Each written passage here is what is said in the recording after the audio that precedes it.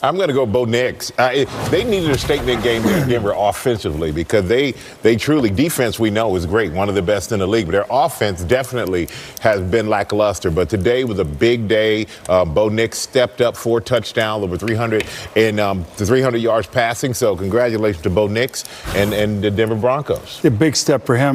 This from the Packers. It is feared it is a torn ACL for Micah Parsons. This comes according to multiple reports. Parsons will have further testing to confirm that injury. He has 12.5 sacks this season after coming over in the trade from the Dallas Cowboys. The Packers traded 2 firsts, defensive tackle Kenny Clark, to acquire Parsons, who then signed a 4-year, $186 million deal, but it appears to be season over for the star edge rusher. And for more, we're right to the site with reaction with Tony Romo. And Tony, I want to start you right there. On the Green Bay Packers side, the losing side of the ledger, yes, but more lost within this game than just the game in the form of Micah Parsons. What does this change for the Packers internally in that locker room and externally across the NFC? It's huge. I mean, he's been a dominant force, and just his ability to create the pressure. He was dynamic in this game today, so that opens it up. I mean, Watson went out earlier. That affected their offense. Part of the reason they were rolling a little bit when he was out there. Then Parsons goes out, makes things a lot easier, you know, for a quarterback, because you have that extra hitch, the extra look to the next receiver. So to me, this opens it up, because going into this, I thought that Green Bay was probably maybe the top 2 teams in the NFC. That changes, I think, if Parsons is out. Yeah, it's feared to be an ACL again here for Micah Parsons. That pass rush getting dinged internally a couple weeks ago, and now on the edge with their star addition that was supposed to be that piece that would take them to this next level, a place it really looked like they were heading. On the other side, it is a team maybe destined for number 1. The Denver Broncos are in hot pursuit, and they answer a question maybe the critics or those who still doubted had, is can you in a game like this do everything required? How did they answer that question in your eyes? Unbelievable. I really felt like they controlled the game. The one thing you can hang your hat on is this defense, right? It's like, now today Bo Nix was incredible. Threw 4 touchdown passes, answered the bell at every time he was asked to, but truly the 2 interceptions and 3 sacks all came in the second half when they had to have it. And I think that shows you that you can rely on this defense, who's, you know, got a shot at the record all time, beating the Bears in the 80s, you know, for sacks in the season. And it's like some part of your team has to carry you in the playoffs. And I feel like Denver has that on defense. And obviously, if Bo plays like this, they can beat anybody. Yeah, big fellas cast a shadow, and I feel like that's been the story this season.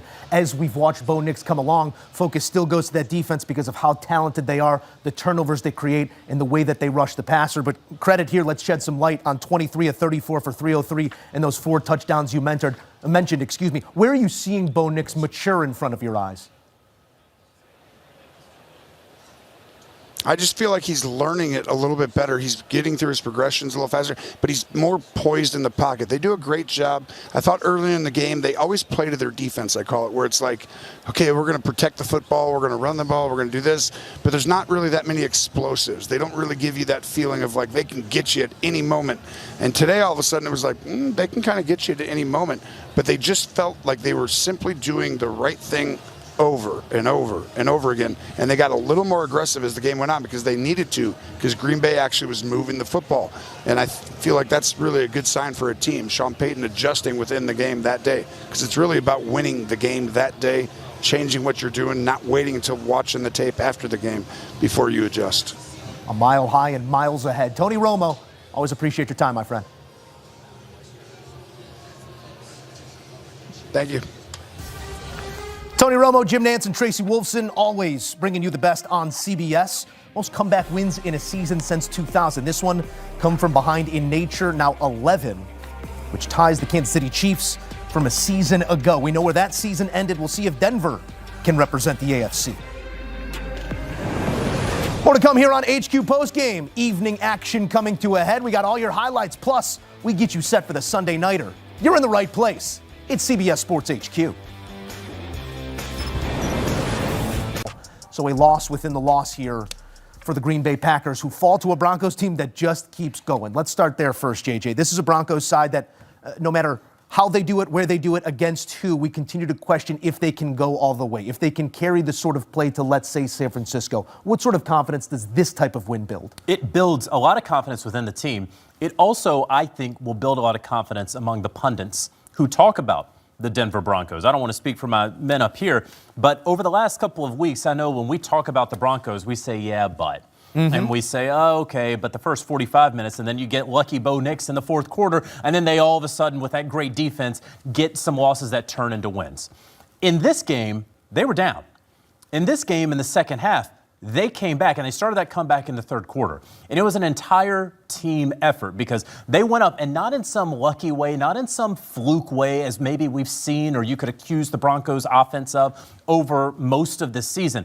They won this game legitimately over a team competing for the number one seed in their conference and then stopped them on downs. And were intercepting Jordan Love, who has been playing pretty well as of late. So I want to credit the Denver Broncos for an entire and total team win against a great opponent, something that we have not really truly seen, something that I think this is one of their more legitimate wins of the season. Mac, you often talk about up in that green room, doctorate level teaching in the back end of marrying your pass rush with coverage in the back end. How'd you see that team do this today? Because we give so much credit up front, but Surtain and the fellas in back, it felt like blanket coverage making everything very hard for Jordan Love today. This was a great test for Denver because of how hot the Green Bay Packers have been along with their quarterback in Jordan Love, and they got their first-round pick back in the lineup in Matthew Golden. So when you talk about seeing this playoff caliber matchup unfold in Denver with their defense, how dominant they've been, I wanted to see what they could do to Jordan Love in terms of making things difficult for him,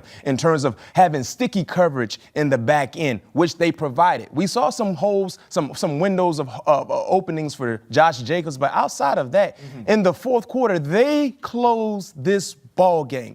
That's why if you're an AFC foe, you don't want to go through Denver late January with their defense, with that crowd and that momentum, because they will peel their ears back and they will make you run around the yard like they made Jordan Love run around. So their defense just did what they've been doing the entire season. But the one, I guess, deciding factor for me and what I love and what I wanted to see was Bo Nix. Yeah.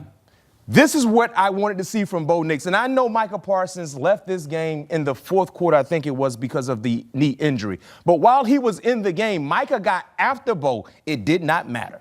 Bo ran around, he made plays, he was efficient, and he threw with confidence. This was his best game today, in my opinion. I know he had a 3-touchdown game against Indy early in the year, but when you look at how efficient he was today, no interceptions. I mean, 4 touchdowns, over 300 yards, completed 67% against those pass rushers from Green Bay. This is what we wanted to see. Now you have a newfound sense of confidence with Denver because if you look at the past Super Bowl winning championship teams, their quarterback started to thrive in December, which led to that same momentum in January, which led to them hoisting the sticky Lombardi. If Bo, we don't need to see this all the time, Bo, but in terms of just the efficiency and the timely playmaking that he provided today, this team could be scary and they can win it all. Yeah, staying around and staying in the fight is in their DNA. And that's what we've seen from the Denver Broncos, especially when you talk about Bo Nix. To your point, I agree with you wholeheartedly. This was the best game he's played from a situational standpoint. Think about it. We watched that 4th and 3, and they didn't try to just get the first down. He went for the jugular. He got a deep throw, perfectly thrown, outstretched reach arms of Sutton, I believe it was. So it was a great decision by him. And also, you talk about the defensive line of the Denver Broncos. I mean, I just like the fact that they went out there and heated up Jordan Love in that second half, in that fourth quarter. He didn't play good at all in the fourth quarter. And so when you look at everyone on that team, Hufanga making plays, flying across the field, staying in the fight, Bo Nix doing things above the X's and O's. And so when you force some of these bad decisions for these other teams, you have all the success you see out there. And Bo Nix, to me, when you play like this, when the team plays like this against that opponent, even staying in the fight ties to the defense backs. How many times they got called for ticky-tack PIs, and they just came back the next play, made a play, turned the ball over. So this was a great team win. Guys, that DNA that they have on their roster right now, this can go a long way for Denver. Let's stamp this one, the Bo Shows performance. Because he's shown you that in a cross-conference clash, in a big-time moment, he can be the best quarterback on the field. Jordan Love played competent football once again, made some really nice passes in the first half. But when we're looking at this Green Bay Packers team holistically, a couple big losses within this one as well. We don't know the extent of the injury for Christian Watson. It's feared to be an ACL for Micah Parsons. So if you're talking about power ranking the most important pieces of the Green Bay Packers, I think undoubtedly you'd say Jordan Love number 1, you'd say Micah Parsons number 2, and Christian Watson might be there at number 3. Josh Jacobs, we're not here to do a power rankings list, but 2 of the biggest pieces now in question, one almost certainly done for the season, Mac. What does this day mean for the Green Bay Packers, who now do give chase as they go into that head-to-head with the Chicago Bears, the Bears now first in the North? It's devastating. It's devastating because of how important Micah Parsons is for their organization. But you also have to factor in Micah became even more important when they lost Wyatt weeks ago, their best interior defensive lineman. So you already will be without Wyatt the rest of the way. Now you lose your best defensive player. This hit tenfold now because you're in a situation within your schedule where you're trying to figure things out, not just to get into the playoffs, but seeding is very, very important. You just lost today to Denver. Guess who you have next week? The Chicago Bears. At Chicago. And unfortunately, the life in the NFL, Mike Tomlin used to tell us this all the time. The NFL world, meaning the other teams in the league, they can care less about your problems. Yeah. They ain't gonna be crying. They ain't gonna be sending you no cards. They're just game planning. They applaud your problems. Yeah. That's the life. So if you're a Chicago Bears player and you heard this, no question you feel some type of way because Micah is a great player. But we got to get ready to take advantage of this opportunity. We got to get our get back, and we got to solidify our place in this division. So this put more pressure on Matt LaFleur and his coaching staff to be able to sweep some of these injuries under the rug and still provide a sense of production for you to get into the playoffs. Because regardless of what happens, we feel like this team should still get into the playoffs. They should still be able to make something happen in the playoffs.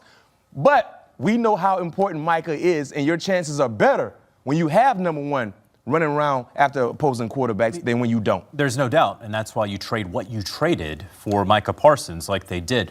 Here's going to be my concern is they are missing Micah Parsons for the rest of the year. And Christian Watson has a chest injury. We don't know yet the severity of it, but it certainly looked like he may not be playing next week at the very least. We talked about Josh Jacobs. That knee has been bothering Josh Jacobs, and he's been close to not playing for about a month now. And we saw him a little gimpy there at the end of the game as well. Let's also not forget, because then when you start talking about offensively, there's no replacing Micah Parsons, so go ahead and forget that. Let's move to the other side of the ball. When you talk about offensively, all right, let's figure out a way. If we're missing Christian Watson, if Josh Jacobs can't go, who do we turn to? Tucker Kraft has been out, right? Their top tight end, arguably their top target. And so that is what I'm looking at with a Green Bay Packers team that I agree with you, B-Mac. I still think they get into the tournament, but this is going to be a very injured, very banged up Green Bay Packers team that's probably going on the road in the second week of January in the first round of the playoffs. We always talk about the value of that 5 seed if you are in the wild card picture, especially this season. You're going to get the least of the best. That's going to be the NFC South this season, whether it be the Carolina Panthers or the Tampa Bay Buccaneers. This is a Green Bay team that now needs to hold on and find a new way because Parsons is out. You have some questions on the offensive side. Here a look at some numbers for Micah Parsons. Sacks in your first 5 seasons. It was 12.5 here in his first season as a Green Bay Packer.